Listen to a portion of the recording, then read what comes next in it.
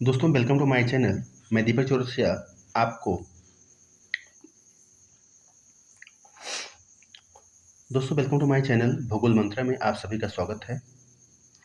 जैसा कि आप जानते हैं कि हम हिस्ट्री के कुछ क्वेश्चन लिए हैं जो कि यूपी पीसीएस आरओ में पूछे गए प्रीवियस ईयर क्वेश्चन हैं, क्योंकि हमारे आने वाले LT grade exam, UP PCS exam और जितने भी वनडे कम्पिटिटिव एग्जाम होते हैं सब में बहुत ही इम्पोर्टेंट है। तो हमने कल लगभग 30 क्वेश्चन हमने किया था। हम 30 क्वेश्चन का एक सीरीज लेके चलेंगे। आपको जहाँ भी कोई डाउट होता है तो आप आंसर जो है पूछ सकते हैं, कमेंट करके पूछ सकते हैं। एनीथिंग आप कमेंट करें, बताएं कैसा आपको लगा। तो आइए हम स्टार्ट करते हैं आज का क्वेश्चन। हमारा पहला क्वेश्चन है, निम्नलिखित में से किस स्थान पर, देखिए हम लोग अभी पढ़ रहे हैं, टॉपिक वाइज पढ़ रहे हैं। तो टॉपिक वाइज में हम लोग का चल रहा है ये हड़प्पा सभ्यता, सिंधु घाटी सभ्यता। तो सिंधु घाटी सभ्यता से संबंधित जितने भी क्वेश्चंस हैं हम उसे पढ़ने का प्रयास कर रहे हैं, ठीक है। तो हमारा आज का क्वेश्चन है, निम्नलिखित में से किस स्थान पर मानव के साथ आता है कि मानव के साथ कुत्ते को दफनाने जाने का साक्ष्य मिला है। जैसे हड़प्पा सभ्यता के दौरान काफ़ी जगह पर खुदाई हुआ है, तो एक ऐसा प्लेस मिला है जहाँ पर मानव जहाँ पे दफनाए जाते थे वहाँ एक साथ कुत्ते को भी दफनाया गया था। तो ऐसा साक्ष्य कहाँ मिला है? ये साक्ष्य मिला है ऑप्शन ए, बुर्जहोम में। अब हमें ये देखना है कि बुर्जहोम है कहाँ पर।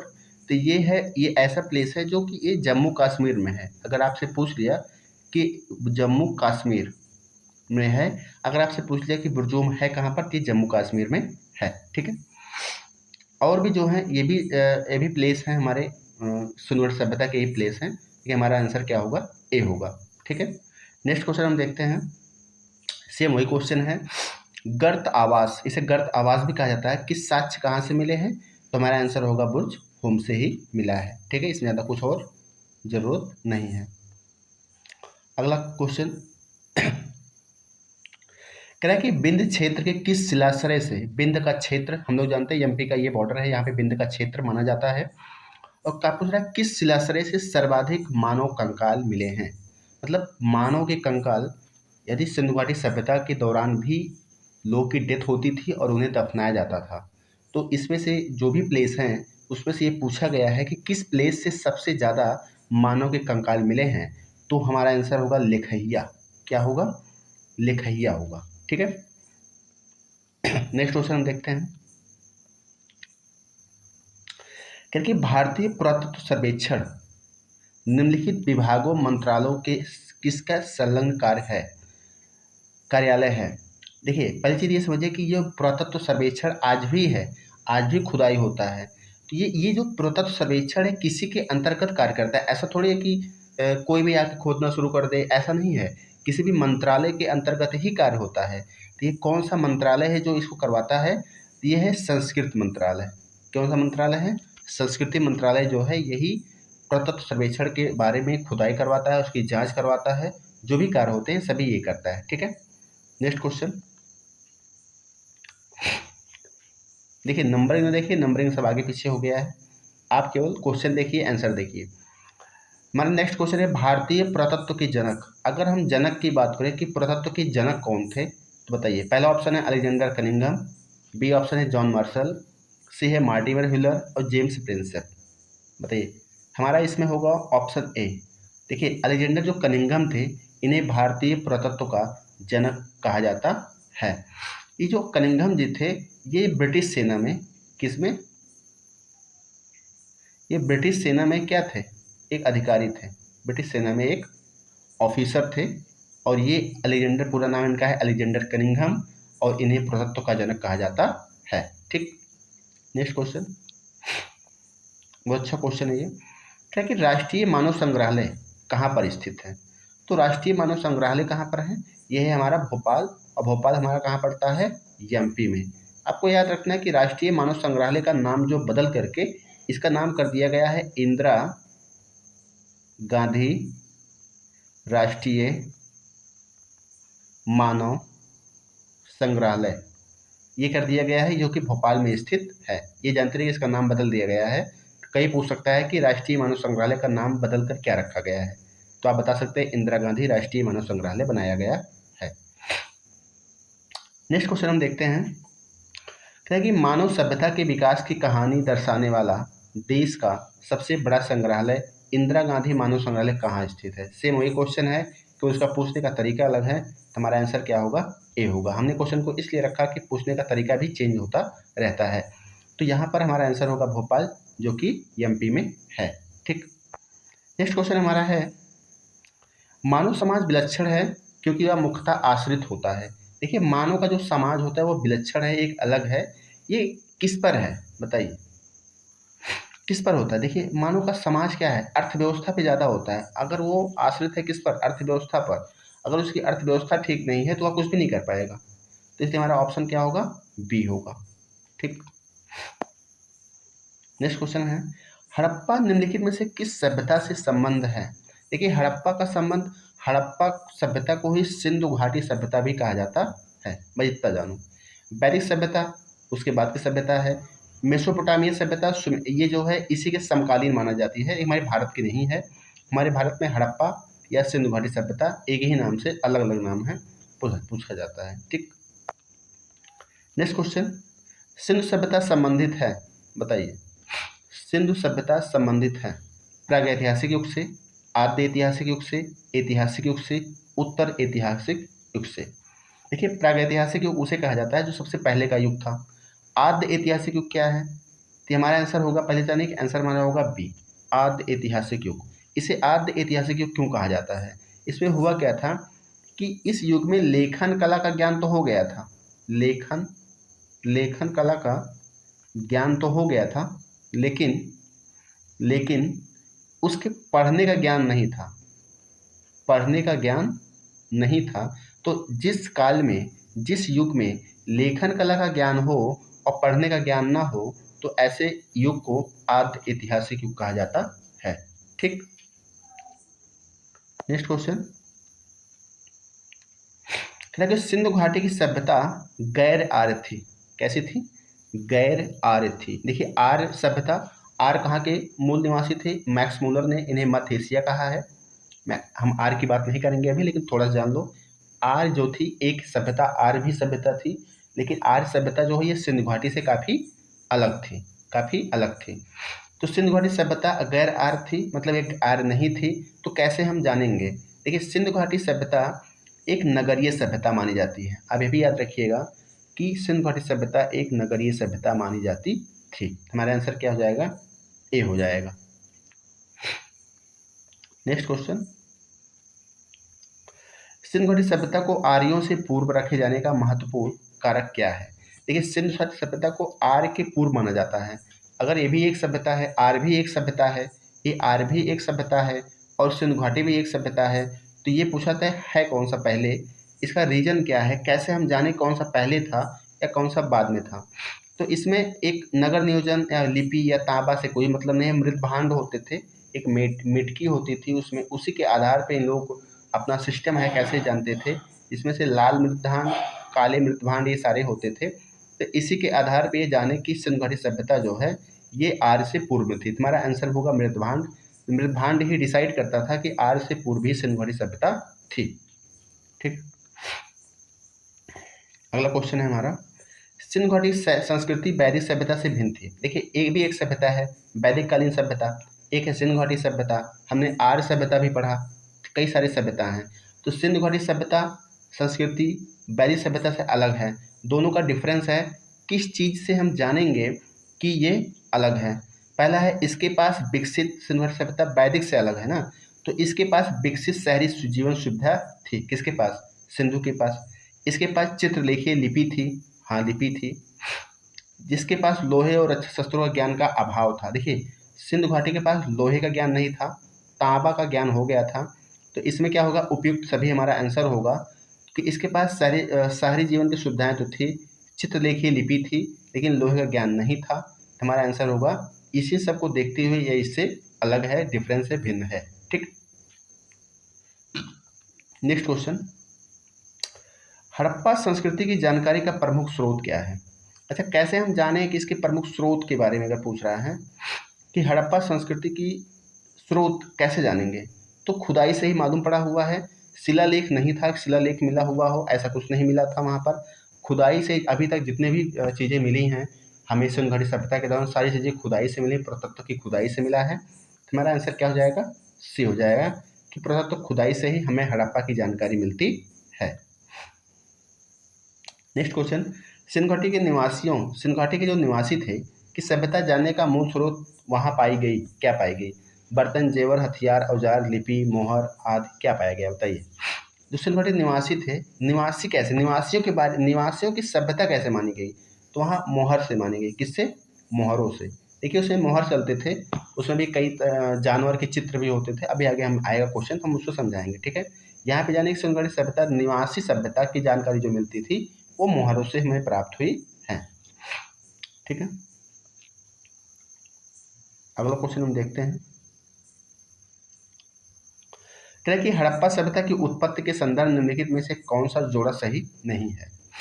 देखिए क्वेश्चन नंबर ये कहता है कि पहला कह रहा है कि इज क्या सभी हैं, एक प्रकार से एक राइटर हैं, एक इतिहासकार हैं, इन्होंने अपने अपने विचार को दिया है। तो पहले कह रहे हैं कि एम रफीक मुगल कहते हैं कि हड़प्पा सभ्यता ने मेसोपोटामिया सभ्यता से प्रेरणा ली। ऐसा कुछ नहीं है, दोनों समकालीन थे। EJ मैके सुमेर के लोगों का पलायन उन्होंने बताया है। मार्टिमर हिलर ने बताया कि पश्चिम एशिया सभ्यता के विचार का प्रवसन हुआ है। और अमलानंद घोष ने बताया है कि हड़प्पा सभ्यता का उद्भव पूर्व हड़प्पा सभ्यता की परिपक्वता के परिणाम स्वरूप हुआ है। इसमें हमारे में जितने भी क्वेश्चन हैं सभी सही हैं। ये पहला हमारा क्या है, पहला गलत है। एम रफीक मुगल ने जो कहा है वही पूछा है, कौन सा सही नहीं है, तो ये हमारा सही नहीं है, ऑप्शन ए, ठीक है। नेक्स्ट क्वेश्चन देखते हैं, भारत में चांदी की उपलब्धता के प्राचीनतम साक्ष्य मिलते हैं। एक ऐसा साक्ष्य बताइए जिससे हमें ये मालूम पड़े कि चांदी की उपलब्धता थी भारत में, बताओ।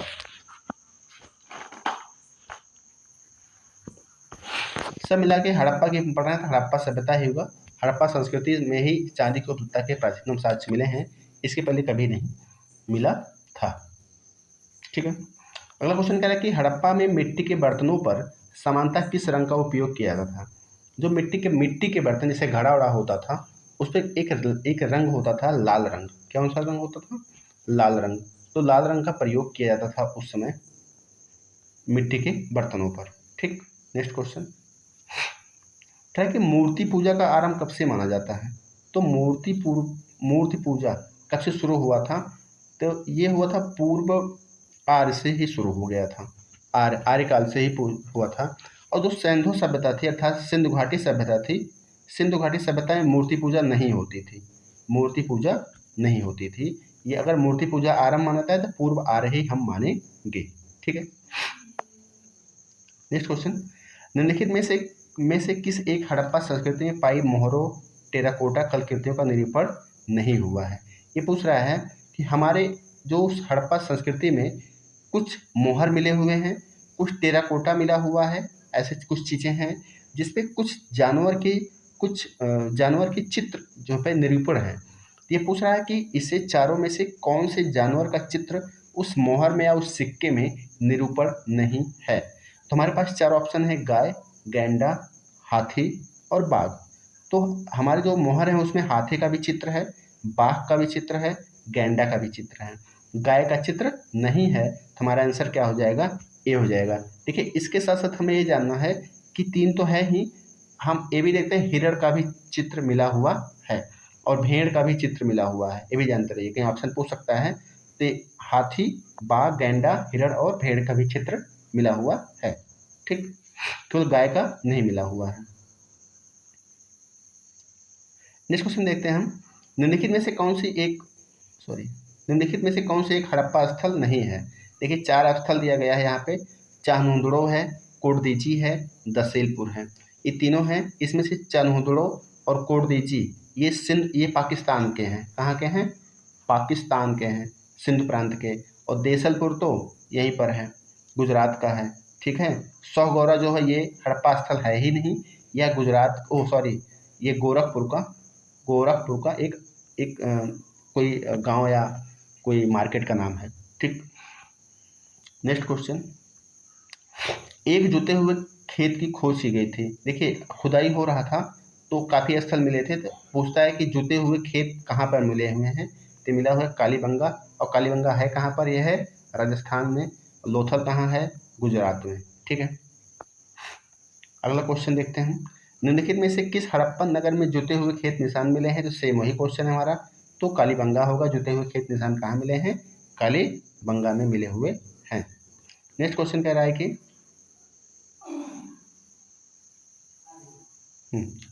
ये देखिए 4 ऑप्शन ही से हमें मिलाना है।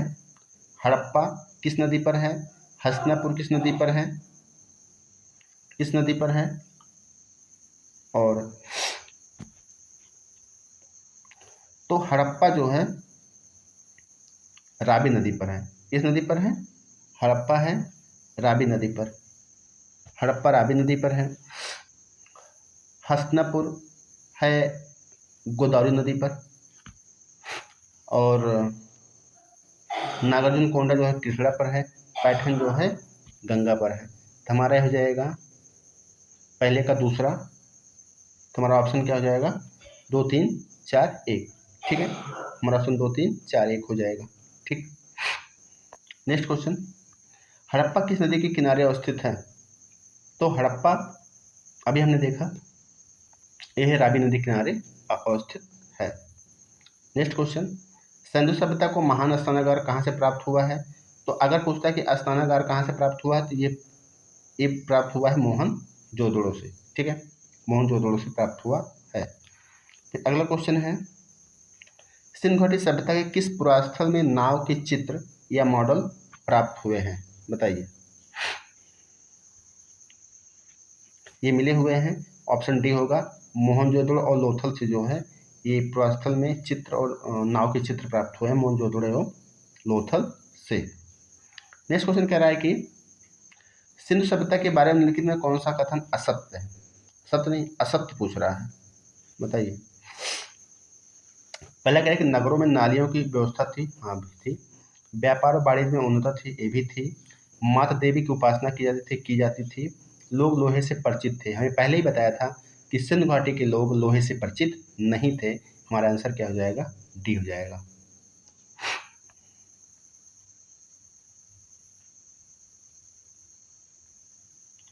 कह रहा है कि अगला क्वेश्चन कह रहा है कि सिंधु घाटी सभ्यता जानी जाती थी किस लिए, बताइए। इससे पहला ऑप्शन है हमारा नगर नियोजन, अपने नगर नियोजन के लिए। दूसरा है मोहनजोदड़ो और हड़प्पा के लिए, अपने कृषि संबंधी कार्य के लिए, अपने उद्योग के लिए। इसमें हमारा आंसर क्या हो जाएगा, सीधा सीधा उपयुक्त सभी। क्या हो जाएगा, उपयुक्त सभी। ठीक, अगर हम कहें निम्नलिखित में से कौन सुमेल नहीं है, तो ये पूछ रहा है कि कौन कौन कहाँ पर स्थित है, तो इसमें हो जाएगा आलमगीर कहाँ पर है, उत्तर प्रदेश में, सही है। लोथल कहाँ है, गुजरात में। रोपड़ कहाँ है, पंजाब में। कालीबंगा हमने कई बार बताया हरियाणा नहीं है, ये है राजस्थान में। कहाँ पर है, राजस्थान में। हमारा ऑप्शन क्या हो जाएगा, सी हो जाएगा। ठीक है, अगला प्रश्न कह रहा है कि निम्नलिखित में से सिंधु सभ्यता से संबंधित कौन से केंद्र उत्तर प्रदेश में स्थित हैं, नीचे दिए कोटों का चयन कीजिए, बताइए।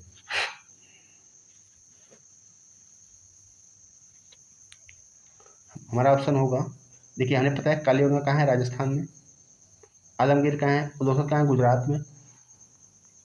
आलमगीरपुर यूपी में। तो 3 और 4, 3 और 4 हमारा ऑप्शन यही होगा। ठीक है, हुलास कहाँ पर है, ये हुलास है सहारनपुर में, सहारनपुर में है। ठीक, इस क्वेश्चन देखते हैं। निम्नलिखित में से कौन सा हड़प्पाकालीन स्थल गुजरात में स्थित है, सबको पता है लोथल जो है कहाँ पर है, ये गुजरात में है। ठीक, नेक्स्ट क्वेश्चन, हड़प्पा संस्कृति में निम्नलिखित स्थलों में से कौन से सिंध में अवस्थित है, बताइए। क्वेश्चन नंबर 35 कौन सा सही है, क्योंकि सिंध में अवस्थित है। हमने पहले बताया था कि मोहनजोदड़ो और चान्होदड़ो, दोड़ो दोड़ो दोनों है, दोनों कहाँ पर हैं, सिंध में है। सिंध कहाँ है इस समय, वर्तमान में पाकिस्तान में है। ठीक है, हमारा क्या हो जाएगा, 2 और 3 ऑप्शन बी। हमने आज इतना क्वेश्चन हमने लिया। आपको हमारा सेशन कैसा लगा, आप कमेंट करिए, लाइक करिए और बताइए। Thanks for watching.